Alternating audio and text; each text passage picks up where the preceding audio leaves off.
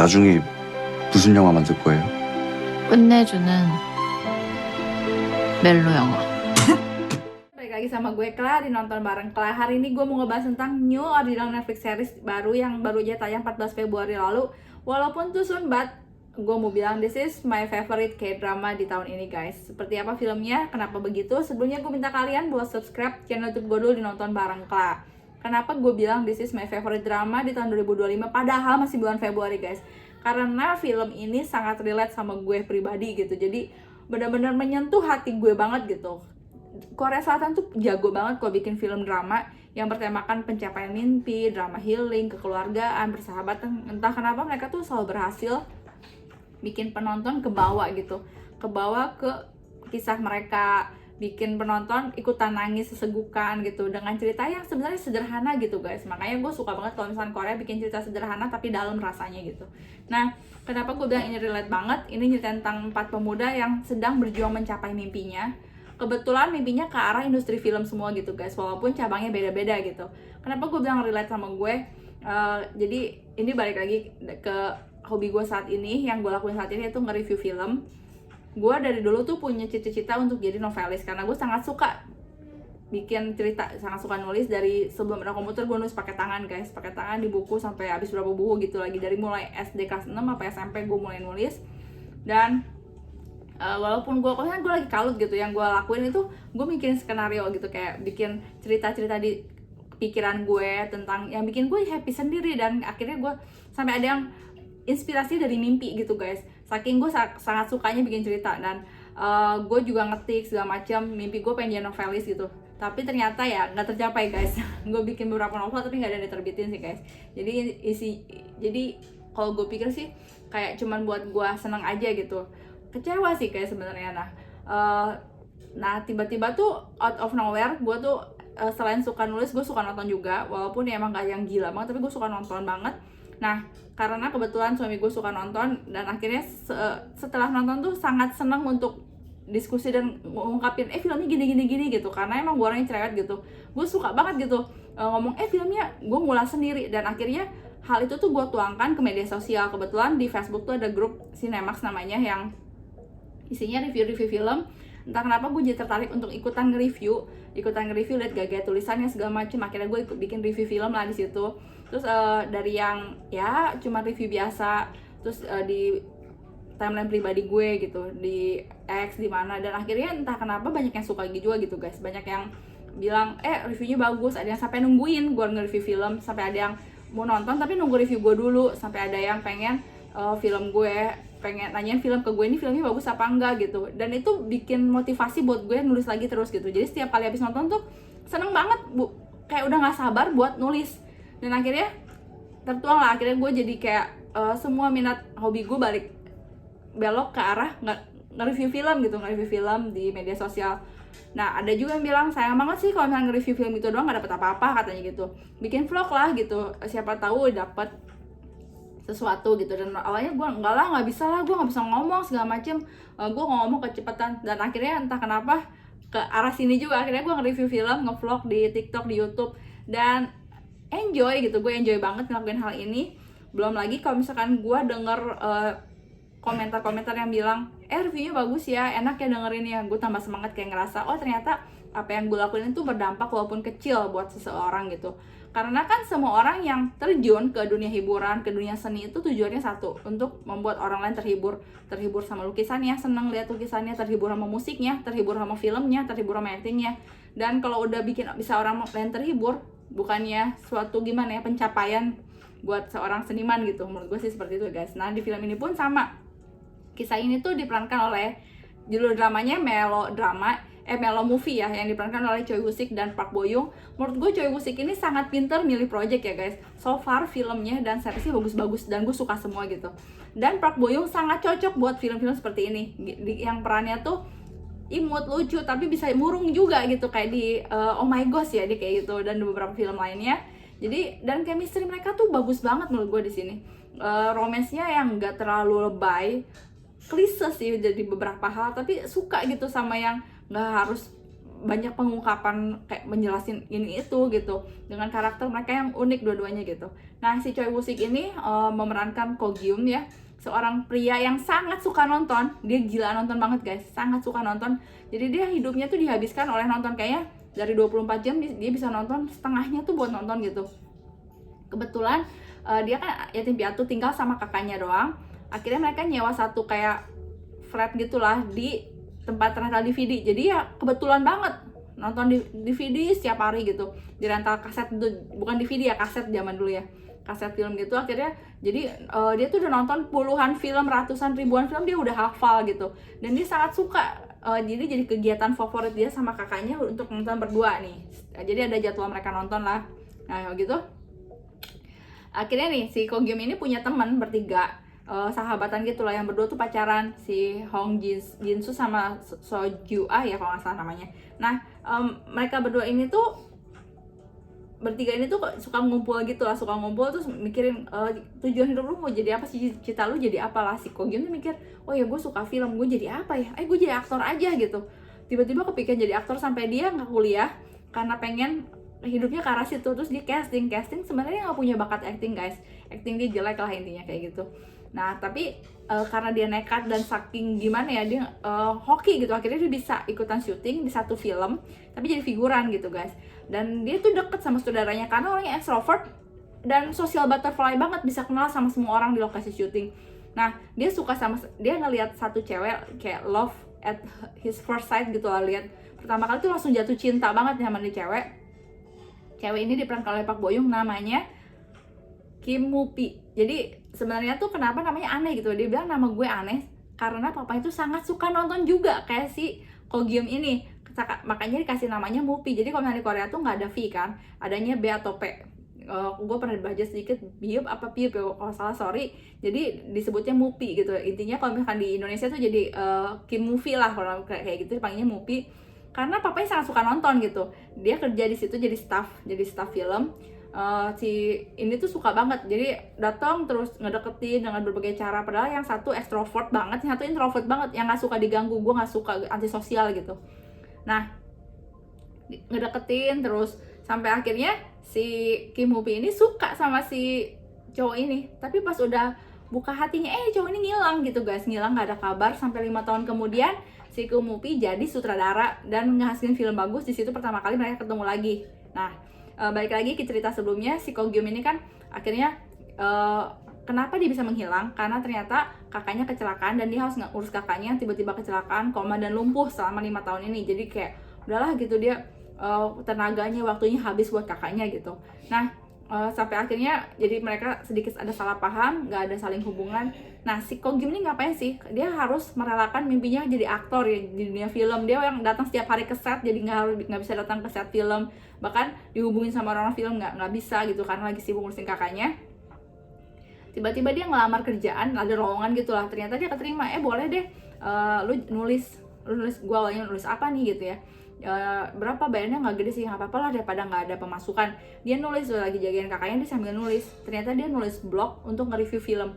Gue ngerasa kayak gue banget nih, jadi mimpinya bisa belok dari yang pengen jadi aktor akhirnya jadi nulis review film. Kayak gue pengen jadi penulis jadi nulis film. Nah dia jadi penulis, ternyata tulisan dia tuh banyak disukain orang, blog dia tuh rame banget.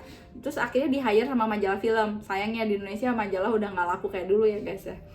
Gue juga sempet pengen banget kerja di majalah karena pengen nulis artikel gitu, seneng banget. Nah dia jadi kerja di majalah, ngulas film, wawancarain sutradara segala macam, jadi reporter film. Lalu kata bosnya, lu kayaknya bagus nih jadi kritikus film gitu. Dia muncul lah, dipanggil lah di podcast, di radio gitu buat nge-review film-film baru gitu. Ya gitulah, dia jadi kritikus out of nowhere, dia kritikus yang cukup hebat di film ini. Dan si Kim Woo Pi jadi sutradara yang hebat juga guys, filmnya berhasil juga gitu. Jadi dua-duanya berhasil meraih mimpinya dengan cara yang beda gitu. Gue cerita satu lagi, temannya si Hong Si Jun ini adalah musisi guys. Jadi dia tuh pacaran sama si Son Jun A dari SMA. Si Hong Si Jun ini ternyata orang kaya. Nah orang kaya dia tuh keluar dari rumahnya karena keluarganya tuh pengen dia kuliah jadi dokter kalau nggak salah, karena Pak Kokonya dokter apa gimana, pengennya kuliah kayak gitulah. Kita tahu lah ya kalau orang seni biasanya suka nggak disetujui sama keluarga gitu, apalagi kalau keluarganya pintar semua. Dia sampai keluar rumah, terus dia dengan percaya diri dia bisa jadi musisi yang hebat, ngasilin lagu yang bagus dan terkenal. Nah, si Seo Juan itu sebagai pacarnya tuh ngedukung banget, tapi sampai suatu ketika diputusin karena dia ngerasa si cowoknya ini tuh fokus sama musik terus gitu.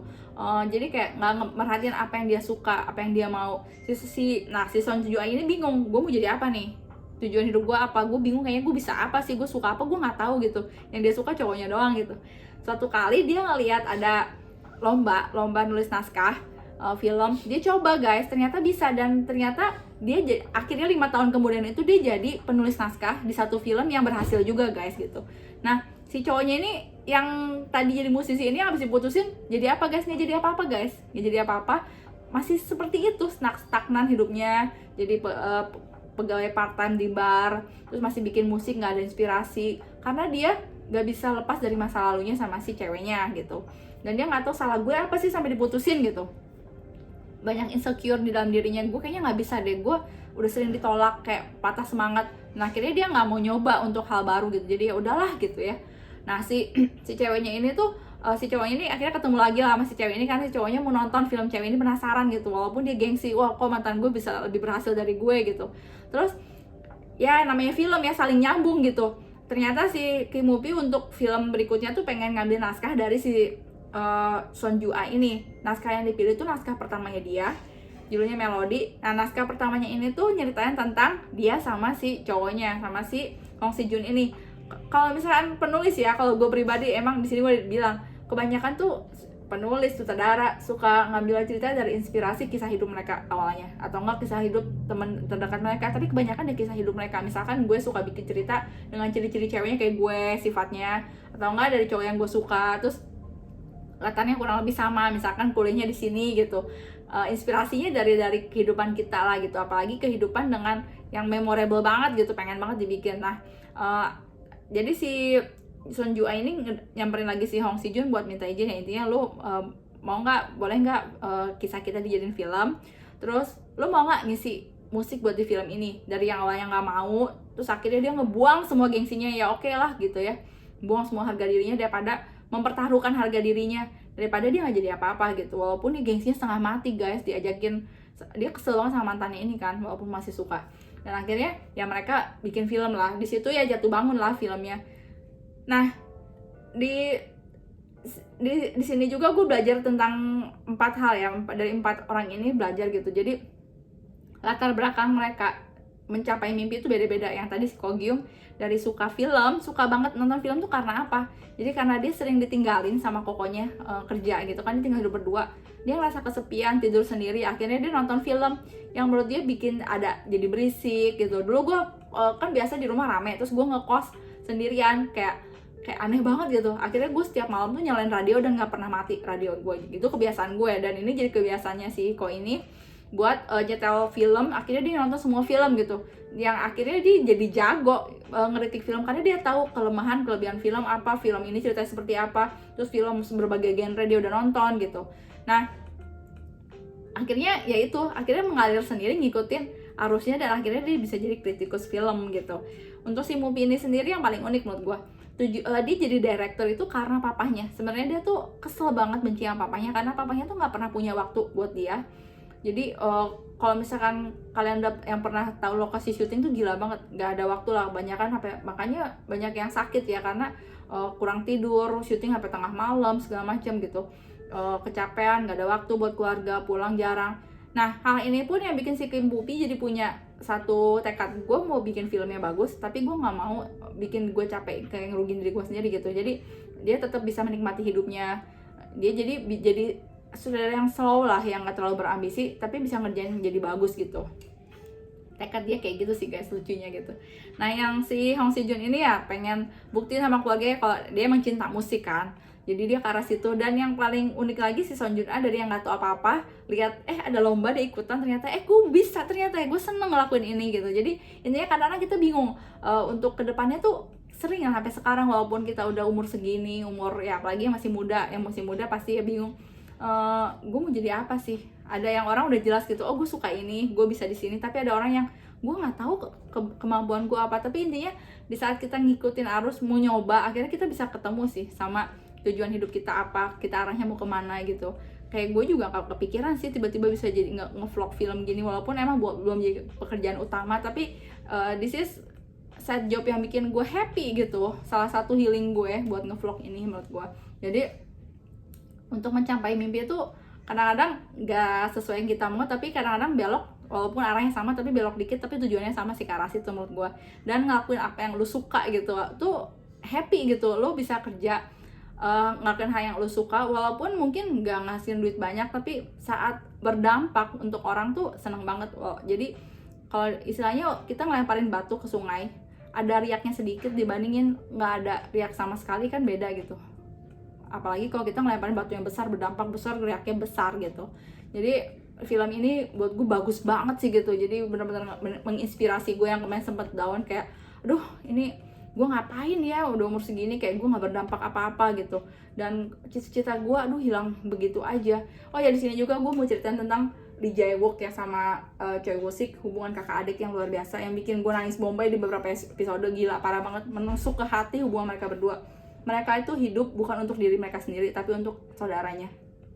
Mereka berdua saling hidup untuk saudaranya, guys. Si Lee Jae-wook dari dulu kerja cuma buat adiknya, dan adiknya juga ngelerain mimpinya buat jagain kakaknya gitu. Mereka berdua tuh saling mengorbankan diri sendiri untuk saudaranya. Tapi ternyata hal itu, mereka nyesel nggak sih? Enggak. Tapi karena hal itu yang bikin mereka bisa bertahan hidup di dunia yang sulit ini gitu, guys. Di saat kita mungkin ada di masa gimana kita ngorbanin sesuatu untuk keluarga kita, untuk misalnya anak-anak, untuk orang tua, untuk pasangan kita, ngorbanin mimpi kita segala macam. Tapi ada satu hal yang bikin kita nggak nyesel ya, karena ada mereka gitu di hidup kita gitu. Jadi bagus banget sih cerita intisarinya gitu, sampai oh my god gitu, keren banget gitu. Di sini kayak diceritain kan kalian kalau nonton mungkin spoiler, akhirnya kakaknya meninggal kan karena habis kecelakaan, terus ada komplikasi segala macem. Di situ ya dia nulis surat, dulu hidup gue kayaknya buat lu terus gitu. Gue kadang ngerasa beban juga, tapi gue nggak nyesel karena lu yang bikin gue bertahan untuk hidup, kasarnya seperti itu, setelah orang tuanya meninggal. Jadi ada tujuan lah, yaitu bahagiain adiknya gitulah. Keren banget lah intinya. Makanya kalau Korea bikin genre begini tuh selalu berhasil ya buat gue, berhasil menyentuh sampai ke ubun-ubun. Bikin nangis bombay yang nonton. Jadi film ini menurut gue bagus banget, makanya gue bilang ini film favorit gue tahun ini. Apalagi lihat aktingnya Park Bo Young, Choi Woo-sik sama Lee Jae-wook, luar biasa guys. Chemistry-nya bukan main, yang bikin gue merinding. Apalagi Lee Jae-wook ya, walaupun bukan pemeran utama tapi mencuri perhatian banget sih peran-perannya, sampai keinget gitu, memorable banget di sini. Gue suka banget sih. Mungkin buat sebagian orang film ini biasa aja, tapi bagi gue ini salah satu film yang bagus sih. Slow but sure gitulah. Thank you buat yang udah nonton. Kalau misalkan ada salah-salah kata atau salah informasi, sorry. Sekian review hari ini. Nanti kita ketemu di review berikutnya. Bye. I wanna fall with you.